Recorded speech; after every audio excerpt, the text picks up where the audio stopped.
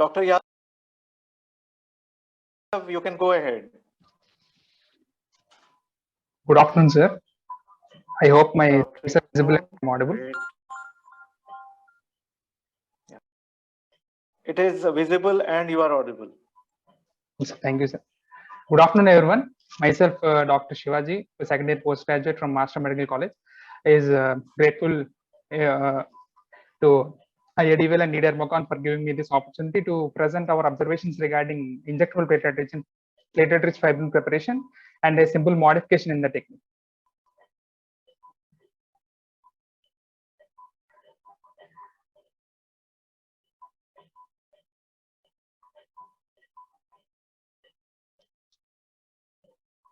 As you all know, medicine is a continuously evolving field with many innovations and discoveries. There was always a constant search for the ways to accelerate wound healing. During this research on the influence of blood cells on the biomaterials applied on human body, the first observation of beneficial effects of platelet concentrates was done.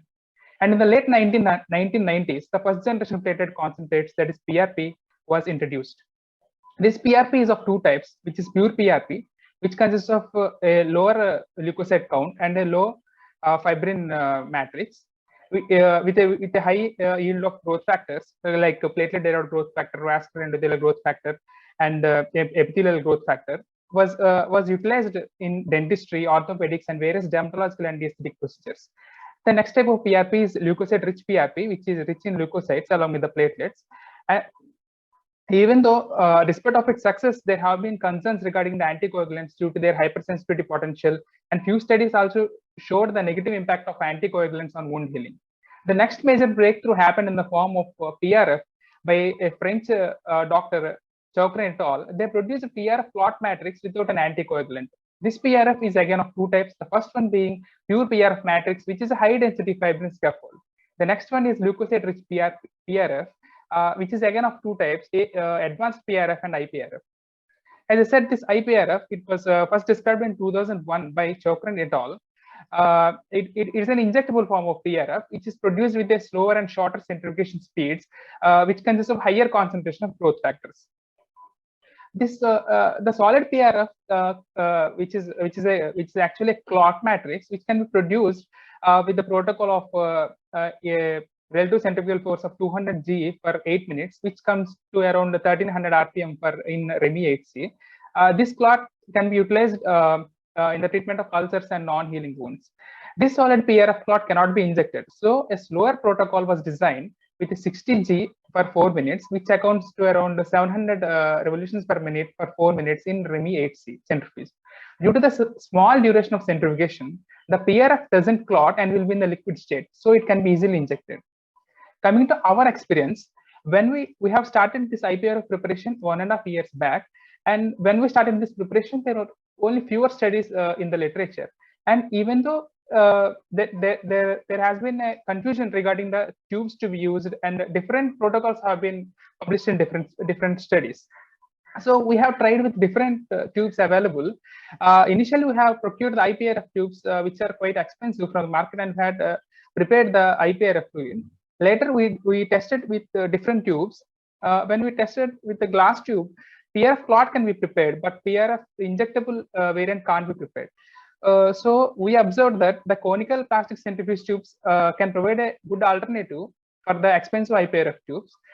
They can be easily obtained from the market and can be sterilized by ethylene oxide technique, or pre-sterilized tubes are also available. And one more observation what we had observed was, when we're keeping the tubes in the inner row of the centrifuge, a better yield is obtained compared to the outer row of the centrifuge. This may be attributed to the G forces and the angulation of the tubes during the centrifugation process. These are the first one is the i-PRF commercial tube, and this is the plastic conical centrifuge tubes which we are utilizing for the procedure. And the requirements are blood collection armamentarium, ETO pre-sterilized plastic conical centrifuge tubes, and a table centrifuge. We have utilized the REMI-HC centrifuge with the protocol of 700 revolutions per minute for 4 minutes. And this is the constants of the i-PRF fluid obtained. And we can see the good amount of platelets, 6.3 lakhs, and the good amount of WBCs, but very minute amount of RBCs. This is the baseline platelet count, which is around 2.8 lakhs, and the platelet count in the i-PRF fluid, that is 6.39. Coming to the preparation video.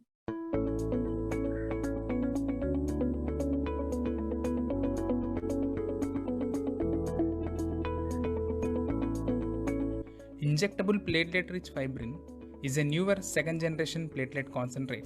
It is better compared with PRP because of the slow centrifugation protocol utilized in this technique. Due to this, a lower gravitational force is created by which large number of cells will be available for injection, giving a better yield than PRP. As there are no anticoagulants or additives, the natural body response of coagulation occurs post-injection, in which fibrin acts as a biological scaffold which helps in long-term and slow release of growth factors into the site. But the only drawback for this protocol is the availability and the cost of Chaucran tubes utilized in the procedure. Chaucran et al. Described this protocol utilizing additive-free vacuum plastic tubes. For a PRF clot, glass tubes can be utilized, but not for i-PRF. Because of the negative charges present in a glass tube, faster coagulation occurs and results in a clot rather than an injectable fluid. Hence, we describe this method by utilizing plastic conical centrifuge tubes, which are easy to procure and cost effective.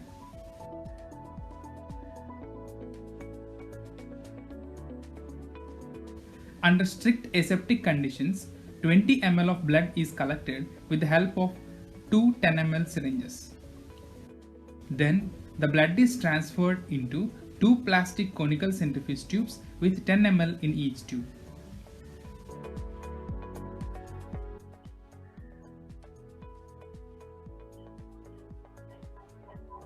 It is followed by centrifugation at 700 revolutions per minute for a period of 4 minutes.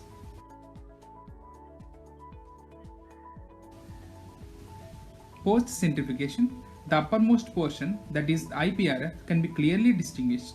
This i-PRF is collected into 31 gauge insulin syringes and is ready to be injected.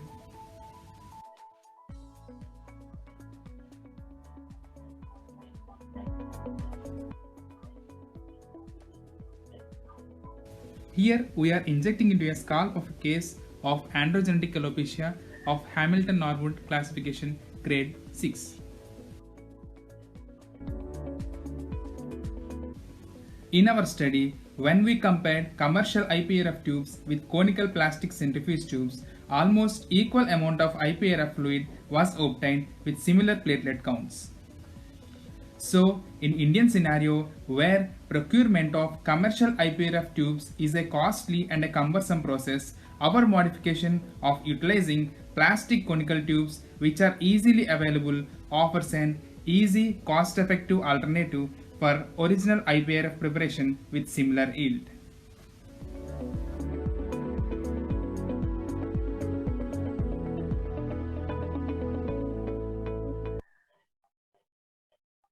Thank you, sir.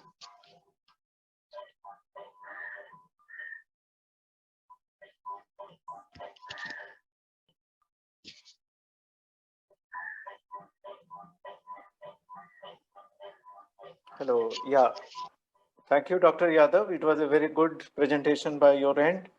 And is there any audience questions? No audience questions.